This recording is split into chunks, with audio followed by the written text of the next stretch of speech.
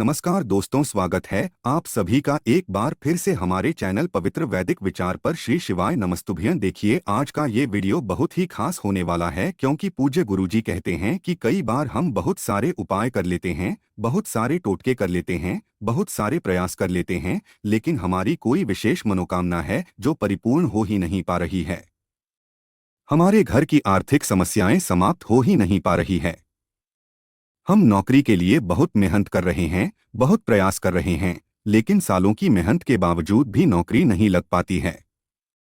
व्यापार हम चाहते हैं कि अच्छे से चले, बहुत प्रयत्न करते हैं, बहुत मेहनत करते हैं, बहुत सारा पैसा लगा चुके हैं, लेकिन व्यापार में तरक्की नहीं हो पाती है, तो हम अपनी मेहनत में कमी नहीं करते हैं।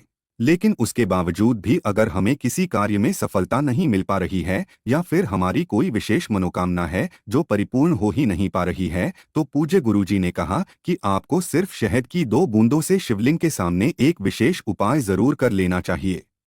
तो चलिए जानते हैं उसे विशेष उपाय के बारे में। लेकिन उससे पहले एक प्रार्थना, अगर आप चैनल पर नहीं हैं तो कृपया चैनल को सब्सक्राइब बस से कर लें।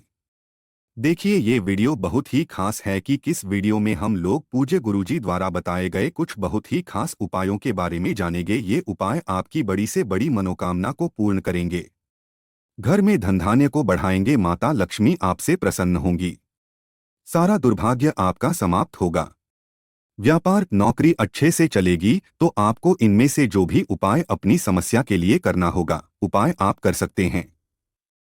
चलिए जानते हैं गुरुजी द्वारा बताए गए पहले खास उपाय के बारे में। इस उपाय के लिए सबसे पहले आपको ले लेना है 1 लोटा जल। तांबे के पात्र में अपने किचन से 1 लोटा जल ले लीजिए। फिर इसी के साथ आपको लेना है थोड़ा सा शहद, शायद आप आधे से भी आधा चम्मच ले सकते हैं। फिर सबसे आखिर में आपको ले लेना है 1 बेलपत्र। देखिए, बेलपत्र का जो भी उपाय बताया जाए वो आप जरूर किया करिए, क्योंकि बेलपत्र माता पार्वती के आंसुओं से उत्पन्न हुई है, इसलिए ये महादेव को प्रसन्न करने के लिए बहुत ही आसान होती है। इसलिए आपको बेलपत्र वाला उपाय जरूर करना चाहिए। देखिए, अगर आपके पास बेलपत्र नहीं है तो शिवलिंग के ऊपर जो बेलपत्र चढ़ी है उसको उठाकर जल से शुद्ध करके फिर आप उसका भी इस्तेमाल कर सकते हैं। बस आपको ध्यान रखना है कि ये बेलपत्र कहीं से भी कटी फटी नहीं होनी चाहिए, और बेलपत्र की डंडी के आखिर में जो ड्यूटी होती है, यानी जो डंठल होता है, वो भी नहीं होना चाहिए। अब ये सारी सामग्री लेकर आपको पहुंच जाना है शिवालय। पूज्य गुरुजी ने कहा कि इस उपाय को आप सुबह करना चाहे तो सुबह कर लें, और शाम को करना चाहे तो शाम को कर लें। शिवालय पहुंचने के बाद सबसे पहले आप जो एक बेलपत्र लेकर आए हैं, उसकी जो सबसे आगे वाली पत्ती है, बेलपत्र में 3 पत्तियां होती है, ये बात आप सभी जानते हैं। उसमें जो सबसे आगे वाली पत्ती होती है, जिसे हम लोग सबसे बड़ी पत्ती कहते हैं, उसी पत्ती में चिकनी साइड आपको इस शहद से ओम बना देना है। सामने आपको समझाने का प्रयास किया जा रहा है जैसे ये बेलपत्र में ओम बनाया गया है, ठीक ऐसे ही आपको शहद से ओम बना देना है, और फिर अपनी मनोकामना बोलते हुए आपके जीवन की जो भी विशेष मनोकामना है, जो भी आप अपना कार्य सफल करवाना चाहते हैं, जिसमें भी आप सफलता को प्राप्त होना चाहते हैं, चाहे व्यापार हो, चाहे नौकरी हो, चाहे धन प्राप्ति की मनोकामना हो, चाहे विवाह की मनोकामना हो, चाहे मकान जमीन की मनोकामना हो, या कैसी भी कोई मनोकामना हो, उस मनोकामना को पूर्ण करने के लिए महादेव से प्रार्थना कर लीजिए, और फिर ये एक बेलपत्र आप शिवलिंग के ऊपर समर्पित कर दीजिए। बेलपत्र की चिकनी साइड का हिस्सा, यानी जिस तरह आपने ओम बनाया है, वो शिवलिंग में टच करेगा। इसके बाद आप जो शहद लिए हुए हैं, उस शहद को अपनी अनामिका उंगली में लगाए, और माता अशोक सुंदरी वाले स्थान में आपको 7 बिंदी बना देनी है। इसी शहद से आपको 7 बिंदी बना देनी है। लेकिन ये 7 बिंदी आपको लगानी कैसे है, वो आप बहुत ही ध्यान से समझेंगे। देखिए, जो शिवपिंडी होती है उस तरफ से आपको लगाते हुए नीचे की तरफ आना है, यानी जलाधारी की तरफ आना। ऊपर से नीचे की तरफ आपको ये 7 बिंदी लगानी है। सामने आपको समझाने का प्रयास किया जा रहा है, ठीक ऐसे ही आपको 7 बिंदी बना देनी है, और माता अशोक सुंदरी से फिर से प्रार्थना कर लेनी है। इसके बाद सबसे आखिर में आपके पास जो एक लोटा जल है, उस जल को आप धीरे धीरे शिवलिंग के ऊपर समर्पित करते जाइए और लगातार ओम नमः शिवाय मंत्र का स्मरण करते जाइए। पूज्य गुरुजी ने कहा कि जो भी व्यक्ति माता अशोक सुंदरी वाले स्थान पर शहद लगाकर और शिवलिंग में ये एक बेलपत्र रखकर इस अचूक उपायों को कर लेता है, उसके जीवन की बड़ी से बड़ी मनोकामना महादेव की कृपा से और माता अशोक सुंदरी की कृपा से बहुत ही जल्द परिपूर्ण हो जाती है। तो दोस्तों, इस विशेष उपाय को आप इस बुधवार के दिन जरूर करिएगा। ये उपाय आपको बुधवार के दिन करना है या फिर किसी भी पंचमी तिथि में करना है। आप जानते हैं पूज्य गुरुजी द्वारा बताए गए दूसरे खास उपाय के बारे में। देखिए, इस उपाय के लिए भी पूज्य गुरुजी ने कहा था कि अगर आपकी कोई विशेष मनोकामना है जो कई उपाय करने के बाद, कई व्रत करने के बाद भी परिपूर्ण नहीं हो पा रही है, तो आपको ये विशेष उपाय इस दिन जरूर कर लेना चाहिए। इस उपाय के लिए भी आपको एक बेल पत्र की जरूरत पड़ेगी और साथ ही साथ थोड़े से शहद की जरूरत पड़ेगी। सबसे आखिर में आपको एक लोटे जल की जरूरत पड़ेगी। लोटा आप तांबे का ले लीजिएगा और इसमें जल आप अपने किचन से ले लीजिएगा। बेलपत्र लेते समय आप ध्यान रखेंगे कि ये कहीं से भी कटी फटी नहीं होनी चाहिए। अब ये सारी सामग्री लेकर आपको पहुंच जाना है शिवालय। इस उपाय के लिए भी पूज्य गुरुजी ने कहा था कि अगर आप सुबह करना चाहे तो सुबह कर लें और शाम को करना चाहे तो शाम को कर लें। शिवालय पहुंचने के बाद आप सबसे पहले जो एक लोटा जल लेकर आए हैं, उसको धीरे धीरे शिवलिंग के ऊपर समर्पित करते जाइए और लगातार शिव महापुराण के मूल मंत्र श्री शिवाय नमस्तुभ्यं या फिर ओम नमः शिवाय, इन दोनों में से किसी भी एक मंत्र का जाप करते जाइए। इसके बाद आप जो एक बेलपत्र लिए हुए हैं और जो शहद लिए हुए हैं, देखिए बेलपत्र की जो सबसे ऊपर वाली, जो सबसे आगे वाली पंक्ति होती है, जो सबसे बड़ी पत्ती होती है, उस पत्ती में जो चिकनी साइड होता है, उस पूरे चिकनी साइड में आपको ये शहद लगा देना है।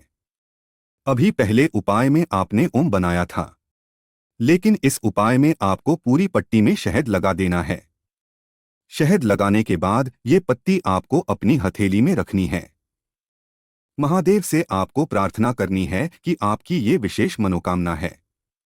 किसी भी प्रकार की मनोकामना हो तो उसको आप महाद्वीप से बोल दीजिएगा और फिर ये एक बेलपत्र आप शिवलिंग में समर्पित कर दीजिएगा। पूज्य गुरुजी कहते हैं कि बेलपत्र माता पार्वती के आंसुओं से उत्पन्न होने के कारण महादेव को बहुत ही प्रयोग होती है, और जब भी हम लोग कोई उपाय बेलपत्र से करते हैं तो इससे हमारे महादेव हमसे बहुत ही जल्दी प्रसन्न होकर हमारी सारी मनोकामनाओं को परिपूर्ण कर देते हैं। तो इस उपाय को भी आप बुधवार के दिन कर सकते हैं या फिर किसी भी पंचमी तिथि में कर सकते हैं। आप जानते हैं गुरुजी द्वारा बताए गए तीसरे और सबसे आखिरी व सबसे खास उपाय के बारे में। इस उपाय के लिए आपको 2 इलायची ले लेनी है। 2 हरी इलायची आपको ले लेनी है। देखिए, हरी इलायची माता लक्ष्मी को यानी धन को आकर्षित करने के लिए सबसे अचूक होती है, इसलिए आप 2 हरी इलायची ले लीजिएगा और साथ ही साथ थोड़ा सा शहद ले लीजिएगा। इसके बाद आपको एक दीपक लेना है। दीपक आप चाहे तो मिट्टी का ले ले या फिर आप अपने घर पर शुद्ध आटा मारकर उसका दीपक बनाना चाहते हैं तो वो भी दीपक आप इस्तेमाल कर सकते हैं। इस दीपक में आपको शुद्ध घी का इस्तेमाल करना है और साथ ही साथ लंबी बत्ती का प्रयोग करना है। अगर आपके घर में मौली का धागा है तो उसकी बत्ती भी आप तैयार कर सकते हैं, यानी मौली के धागे को काटकर उसकी लंबी बात की इस दीपक में आप लगा सकते हैं। आप ये सारी सामग्री लेकर आपको अपने घर के मंदिर के सामने पहुंच जाना। ये उपाय आप शाम को सूर्यास्त के बाद करेंगे।